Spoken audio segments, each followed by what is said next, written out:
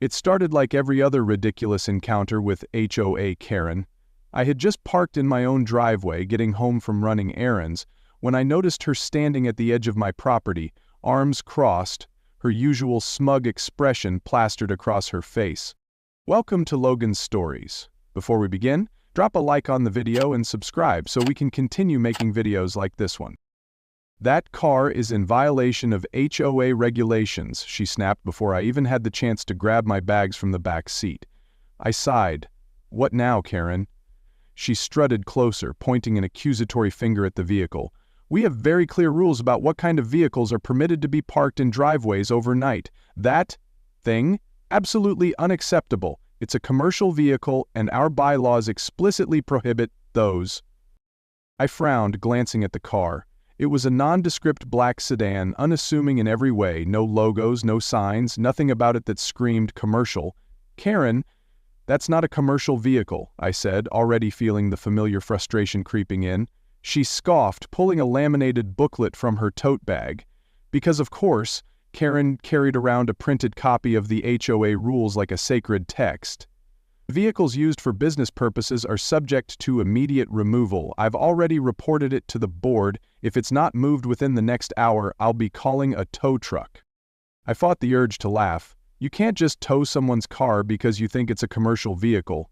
Karen's eyes sparkled with petty delight. "Oh, but I can. In fact, I already did. The tow truck is on its way." I could feel my blood boiling. Karen had pulled some ridiculous stunts before, but this was next-level insanity. "You didn't even give me time to move it," I argued. "You can't just—" "The rules are the rules," she interrupted, folding her arms. "If you read the guidelines, you'd know this isn't up for debate. The board agrees with me. That car is violating regulations, and it's getting towed." I shook my head. "Karen, you really don't know when to quit." She smiled. "You'll learn to respect the HOA eventually." Just then, the unmistakable rumble of a tow truck pulling onto the street made my stomach drop. Karen's grin widened. "Ah, perfect timing." I turned toward the truck, watching as the driver hopped out, clipboard in hand. "Which vehicle?" he asked Karen. She pointed dramatically at the black sedan. "That one. Remove it immediately." The driver walked up to me first. "You the owner?" I shook my head. "No, it belongs to my wife." Karen snorted. "Oh, and where is she? Because unless she moves it now, it's gone." I smirked. "She's at work, but I wouldn't touch that car if I were you." Karen laughed, her voice dripping with condescension. "Oh, really? And why is that?" I leaned in slightly. "Because my wife's an undercover cop." "And that's an unmarked police vehicle." Karen's smug expression froze in place. For the first time in all my years dealing with Karen, she looked genuinely speechless. Her mouth opened and closed like a fish gasping for air, as if trying to find a way to spin this in her favor. But there was no escaping the reality she had just walked into. The tow truck driver arched an eyebrow. "Wait, did you just say this is a police vehicle?" I nodded, keeping my gaze fixed on Karen. "Yep, an unmarked, government-issued vehicle." Karen's face drained of all color. She started blinking rapidly, her fingers twitching around her laminated rulebook as if she could somehow flip to a page that would save her. That doesn't make any sense," she finally spat out. "There are no police in this neighborhood. That car shouldn't be here." I laughed, shaking my head. "Karen, you don't get to decide where undercover officers live. And for the record, my wife's been living here longer than you." Karen let out a nervous, high-pitched laugh. This is a misunderstanding. I didn't know." The tow truck driver didn't seem convinced. He crossed his arms. "So, let me get this straight. You called me out here to tow a legally parked police vehicle?" Karen's mouth flapped uselessly. I sighed. "Yeah, looks like you just tried to have an active duty officer's car illegally impounded." Karen turned a ghastly shade of white. At that moment, as if the universe wanted to seal Karen's fate, another vehicle pulled into the driveway. My wife had come home. She stepped out of her personal car, sunglasses still on, her usual composed expression quickly morphing into confusion as she took in the scene before her. A tow truck parked at the curb, Karen looking like she'd seen a ghost, and me standing there thoroughly enjoying the moment. "What's going on?" she asked, walking up beside me. Before I could answer, Karen, in full-blown panic mode now, threw up her hands. "Officer, I swear this was a mistake. I was just following HOA protocol." My wife frowned. "HOA protocol?" She glanced at me. I grinned. "Karen here called a tow truck for your car. Apparently she thought it was a commercial vehicle." Karen let out a wheezing laugh, trying desperately to backpedal. I didn't know it was yours. I was just doing my job as HOA president." My wife arched an eyebrow. "So your job is to illegally tow private property?" Her tone was calm, but I could tell she was pissed. Karen stammered. "It was just a misunderstanding." The tow truck driver shook his head. "Lady, you just wasted my time. You owe me a call fee." Karen's eyes bulged. "What? I'm not paying for this." He shrugged.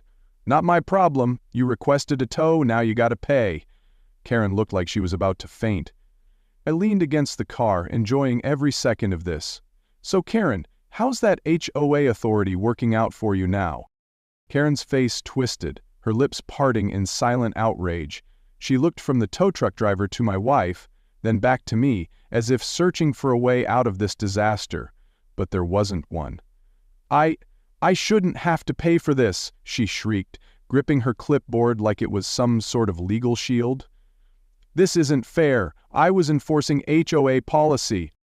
My wife crossed her arms, her badge now visible on her hip. "Karen, let me explain something to you," she said in the measured, authoritative tone she used when dealing with uncooperative suspects. "What you did wasn't just petty, it was illegal. You tried to have a police vehicle towed without cause. That could easily be seen as obstruction." Karen's mouth flapped open.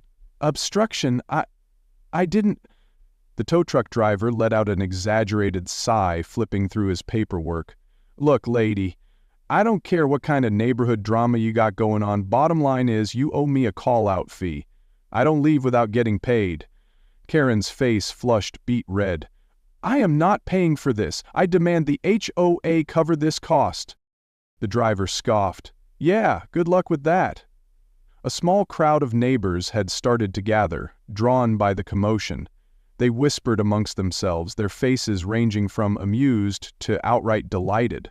"Looks like Karen's finally getting a taste of her own medicine," Mrs. Henderson murmured, smirking.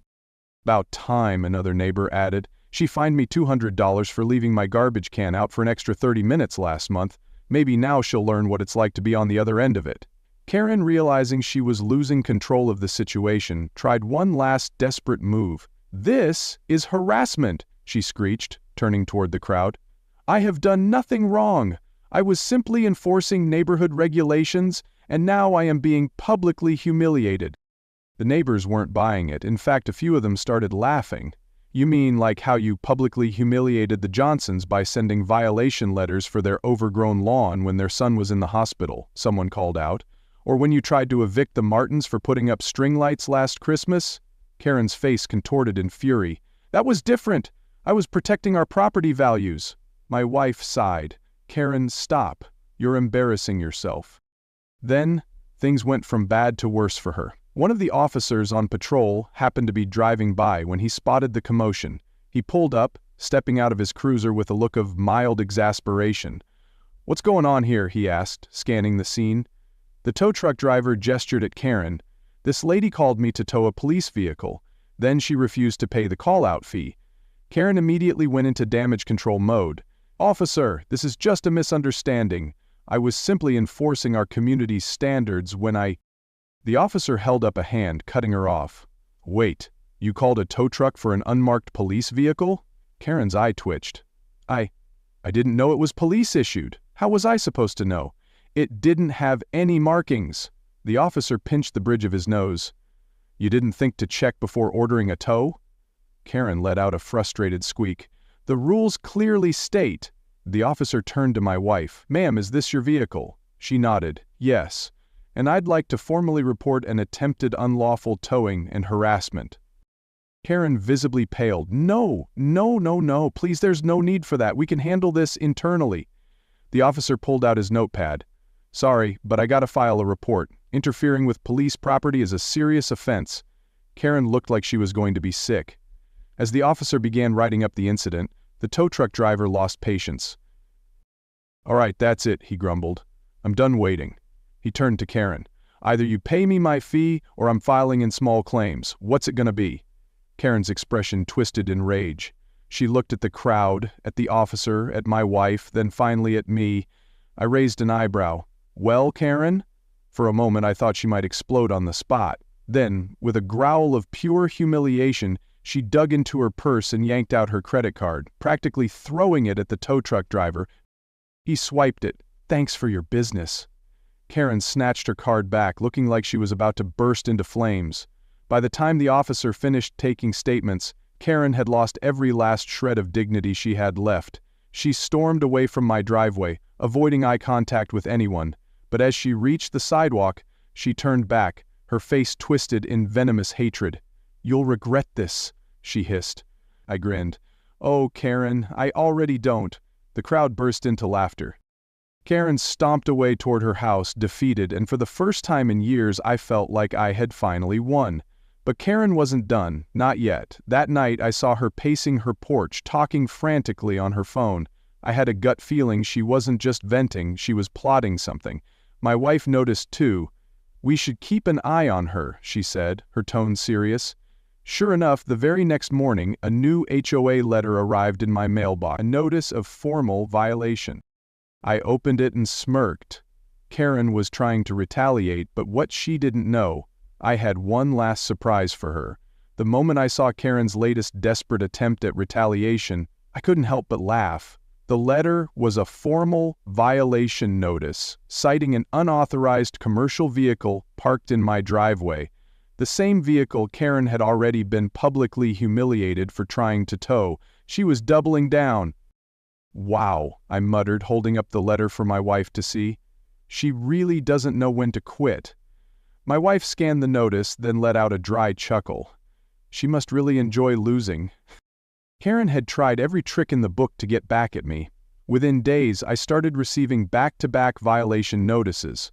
First it was for my car, then, suddenly, my grass was 0.5 inches too tall. A day later I was cited for an unauthorized porch decoration, which was literally just a wreath my wife had hung up for the fall season.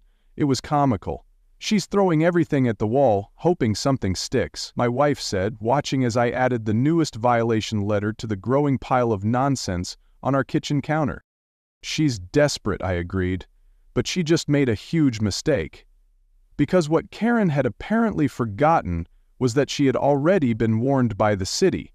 Her actions were being watched now, and she had just handed me the last piece of evidence I needed to bury her. I gathered every single violation letter she had sent me, along with copies of my legal parking exemption from the city and a report detailing her previous attempt to tow an unmarked police vehicle. Then, I sent the whole package directly to the city's legal department. Within 24 hours I got a response, and the news was even better than I expected. 2 days later, Karen's reign officially ended. City officials showed up in person to inform her that the HOA had violated multiple housing codes and abuse statutes. Not only was her harassment of homeowners illegal, but her attempt to enforce rules that didn't exist had put the entire HOA under official investigation. The result? Karen was removed from her position immediately. She was banned from ever holding another leadership role in any HOA again, and the final nail in the coffin, the city slapped massive fines on her for abuse of power, fraudulent reporting, and harassment. By the time the news spread, the entire neighborhood celebrated. Neighbors cheered. Some brought out champagne. Someone even blasted music from their front yard. A clear middle finger to the noise complaints Karen had spent years issuing. Karen, meanwhile, was nowhere to be seen. But it wasn't over yet. Days after her removal, Karen was hit with more bad news.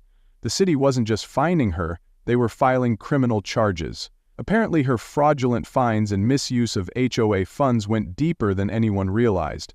A full audit revealed that she had been embezzling money for years, funneling HOA fees into a personal slush fund. It wasn't long before she was served official court documents.